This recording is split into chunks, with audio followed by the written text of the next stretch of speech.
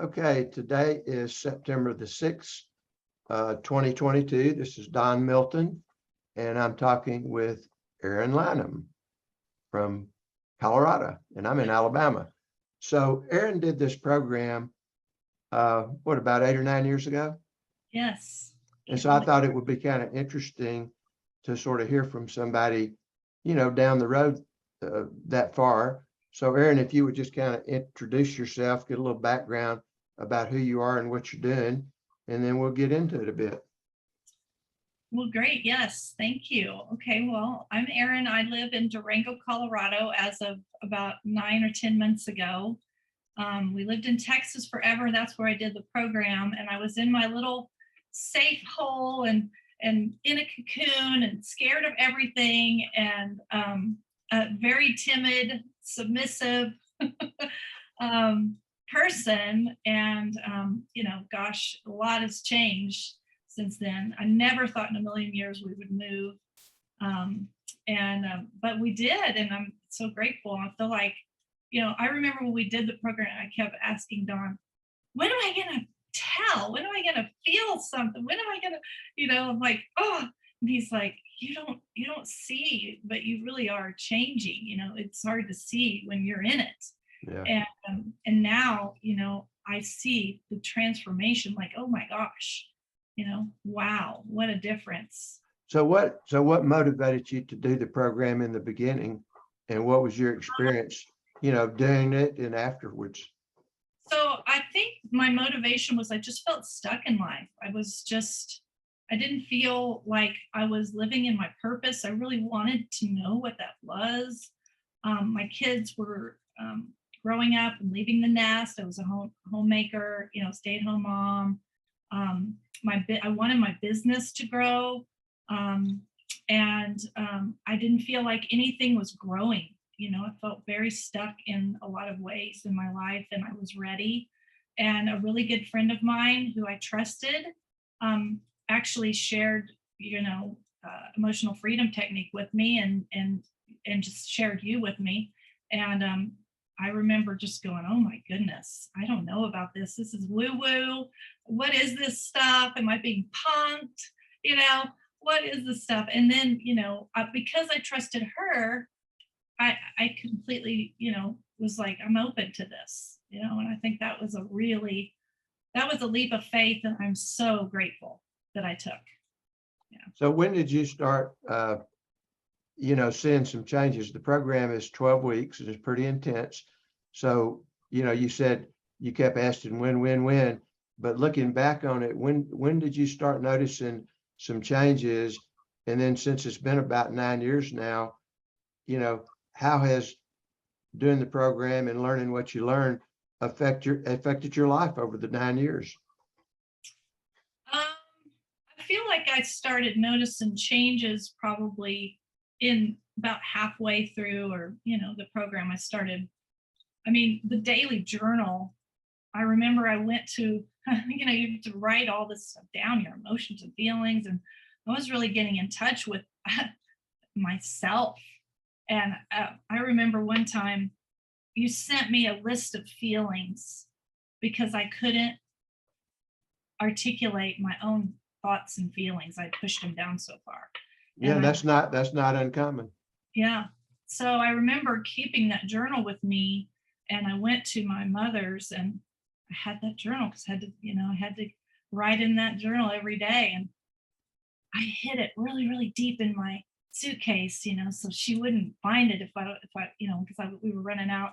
I was going to visit some other family, and I thought, oh my gosh, this is what's happening on an emotional level. We're just pushing all that down and hiding all those emotions and feelings. And I remember going, that's it, this is getting out. And I remember feeling like, wow, I'm really doing some deep work here. Being able to even realize that's what was happening inside of me.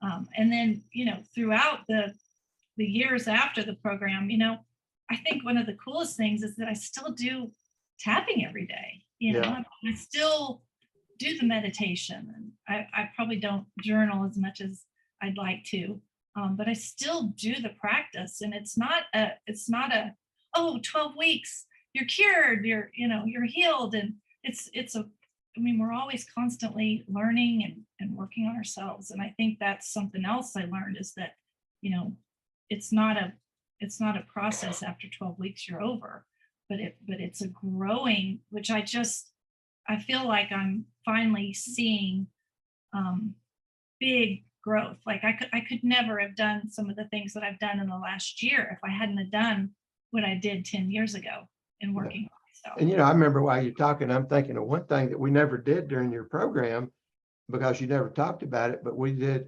I don't know if you were still doing the program or after that we did that group program. Uh-huh. Were you still doing your program?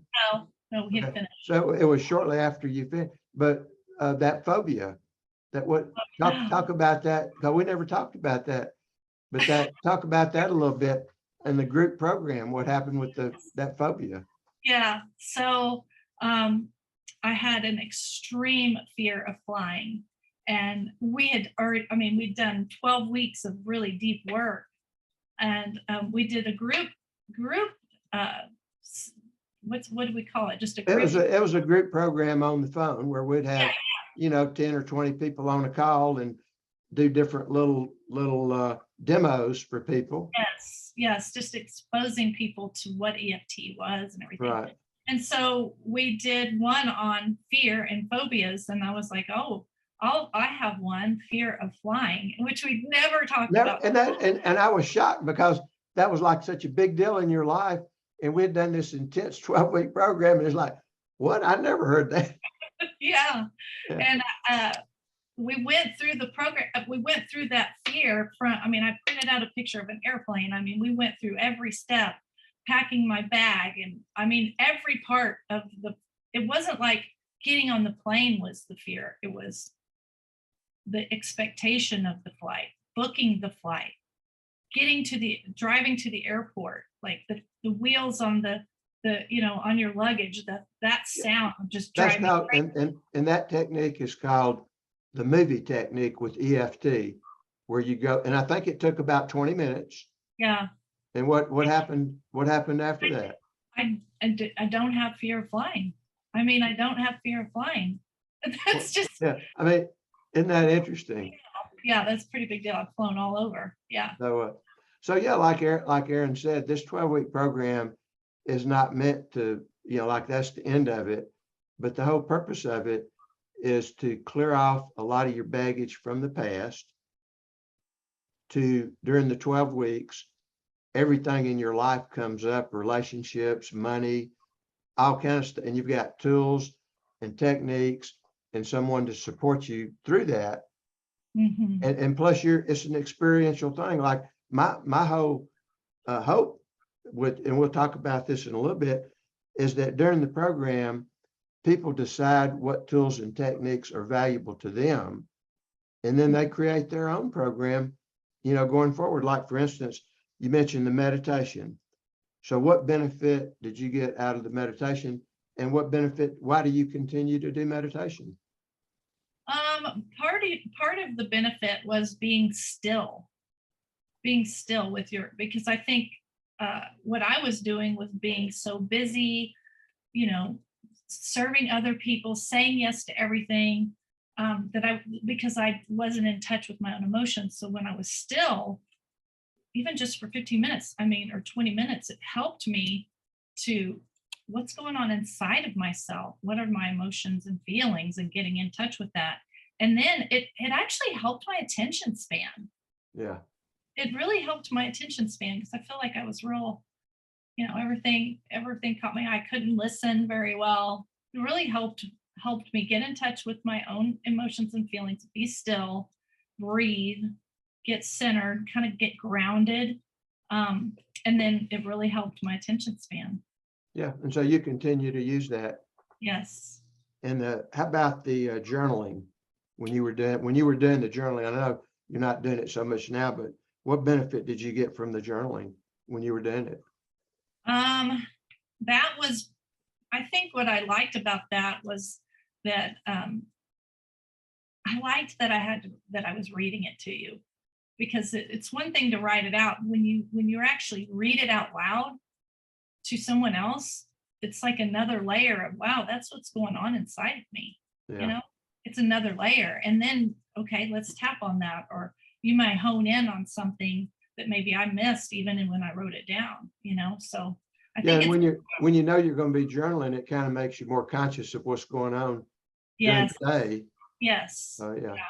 Hmm. And then how about you mentioned the tapping, the EFT, emotional freedom technique. So that sounds like something that you've Yes. used and you're teaching it to other people now. Yes. Yes. I think that is, I mean, something everyone should have it. I mean, we shower, we brush our teeth, we do things to help our physical health. Emotional freedom technique is something you can do for your, I mean, what if you had tapped on things that are stuck in your body? What if you tapped on them years and years ago? So I think it keeps me emotionally healthy to keep that as a practice. Because Yeah, I mean, that's a good point. That's kind of like emotional hygiene. yeah. Would you brush your teeth, you take a shower, and this is like emotional hygiene. Yeah. And along with the EFT, we had some other techniques, the TAT, the matrix reimprinting, but it all deals with emotions.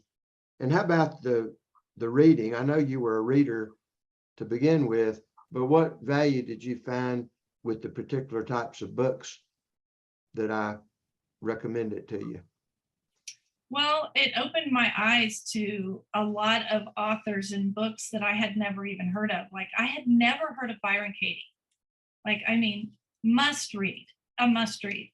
And or even Debbie Ford, the light chase, dark side of the light Dark chase. Side of the Light Chasers. Yeah, Yeah. I mean, I'd never heard of that book.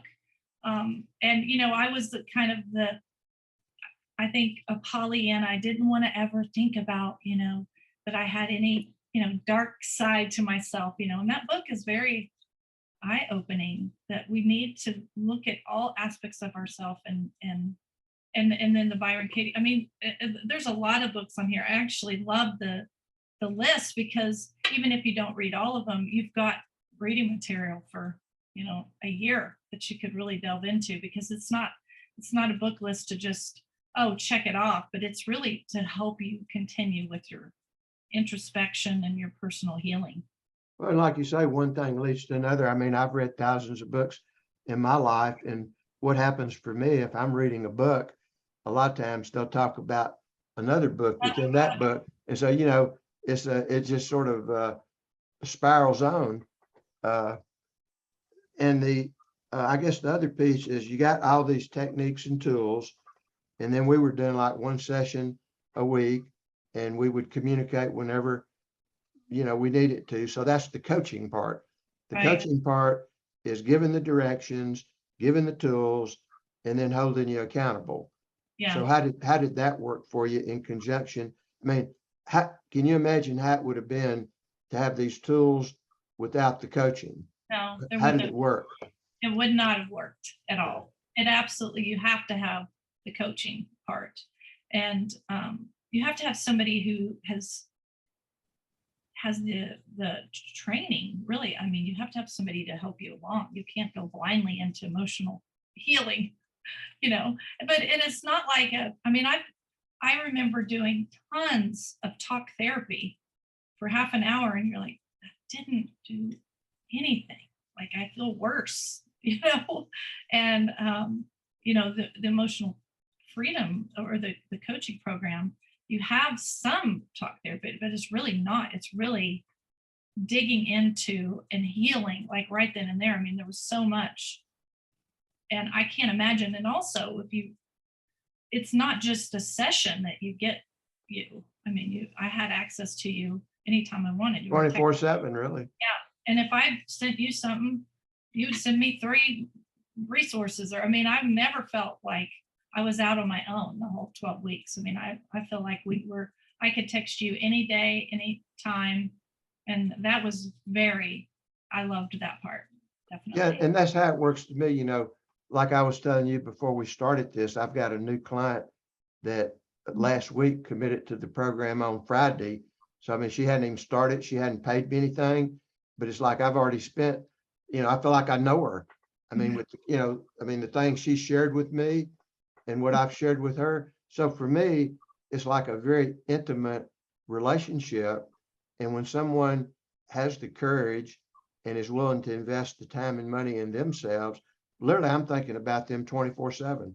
And I don't know if you could remember, but I'd be, if somebody's dealing with a particular issue, I'm kind of thinking about, okay, is there some resource that would be used, some article, some video? And it's Yeah. like, it's just the way it goes. So, Yeah. yeah. I remember there was one exercise that you had me do, the sending love Oh, exercise. yeah, that's awesome. That has probably, I mean, all of it has changed my life, but I, that has healed so many relationships. And- Talk about how that works and how you've used it. That is an awesome exercise.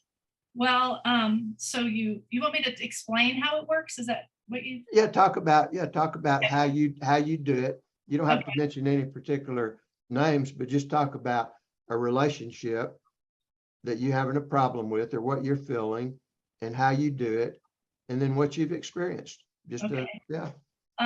So in meditation, you can think of somebody that you're having an issue with, and then you basically first you think of someone that you love completely and wholeheartedly.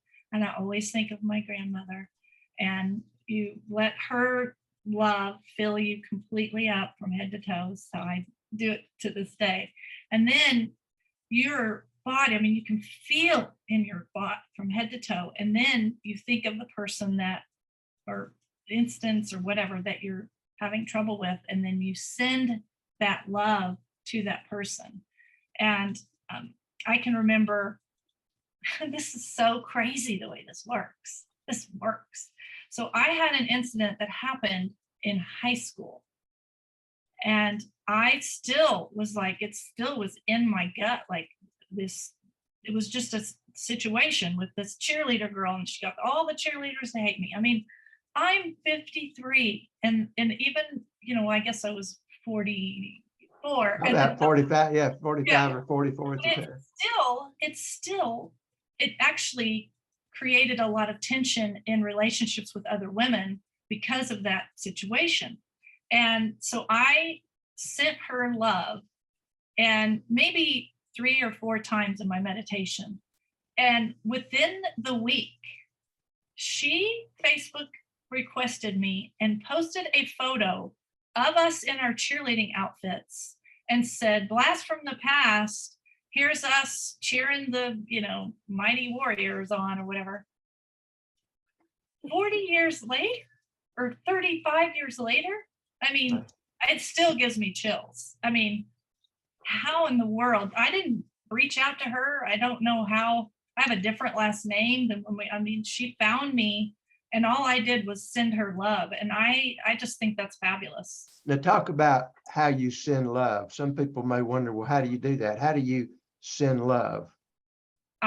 When I'm filled with love myself, then I basically just from my gut area or whatever, I just focus on that, actually, like if that person is in front of me, and then I just give them that energy or that love, and like surround them with that energy. So you do it. So you do it visually. In other Yeah. words, you visualize them right in front of you, and Yes. then once you feel full of love within yourself, then do you hand it to them or do you send it? I You know, just I you know, just almost like it's just an energy. I just just an feel like energy. it just goes around them and like Yeah. whoosh, whoosh, whoosh, yeah. And And you do that with no expectations, correct? oh yeah, no expectations No whatsoever. expectations. You're sending it, and that person, they don't even know consciously what's going on, but at some level, they'll feel it, and they have the option to either receive it or reject it. Now, have you ever done that exercise when you were sending love to someone and you felt like they rejected it? Oh yeah. You actually had me do this with my father. And I Uh-huh. said, this isn't working. He's just sitting there ignoring me, and he's turned away from me. And that's Yeah. the way I felt in my meditation. And you're like, do it anyway. keep doing it. And what happened? You did keep doing it. I did keep doing it. Then I would say after 3 or 4 or 5 times, then he turned and he was literally sobbing when I was sending him love. Then he ended up, I'm in a network marketing business. He ended up joining my business, flying all over the country with me and talking every day on the phone. I mean, we like had a relationship.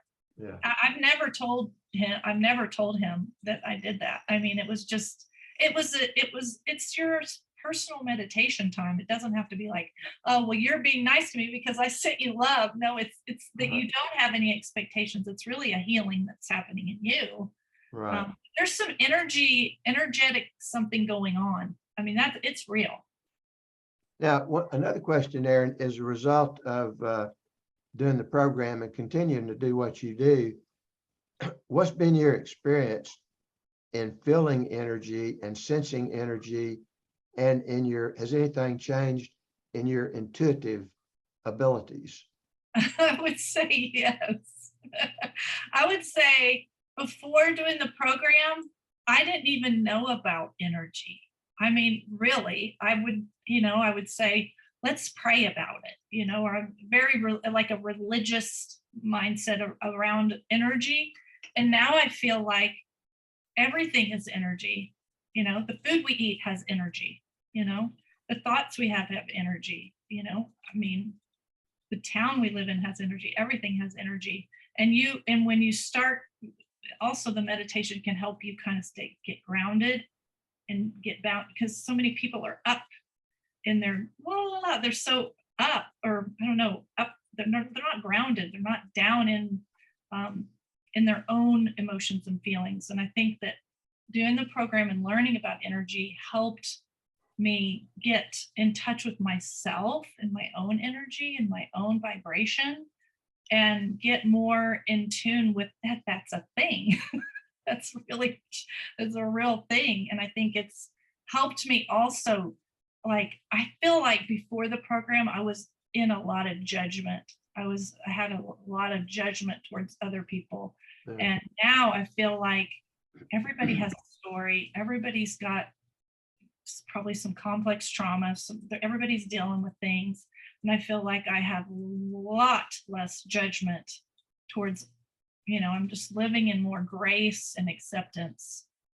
Yeah, and I don't know, how many people will eventually hear this audio, but for the people that do, Aaron is a professional health coach, and Aaron, there's a lot of people that call themselves health coaches or this or that, but they're not congruent. But I know when I met Aaron, she was very congruent in her life with her health. She walked her talk, and she's gotten even better at what she's done. So how would people contact you if they're interested in a health coach? They can go to erinlynam.com, and the Erin is 2 N's, Okay. Lynam, LYNAM.com. Okay. And that would be one way they can find me, is just through my website. I'm on Facebook and Twitter, and those are some other places they can find me. Yeah, and I would encourage anyone, that has some health issues or just wants to have we can never, just like we can never have end of emotions, we never end with physical. So Erin walks her talk, is excellent at what she does. And, anyone that has an opportunity to work with her would be very lucky. So anything that you would like to conclude with? I just remember feeling like when I first met you, like, oh my goodness, can I really spend this money? Can I really spend this money? And I hesitated, and I'm grateful. I'm really grateful that I invested and spent the time, and invested in myself, got through the program, because it's still, I'm still using so many of the things even to this day. And it's been 9 years. So yes, I highly recommend working with Dawn. Okie doke. So let's see how we do this. Okay.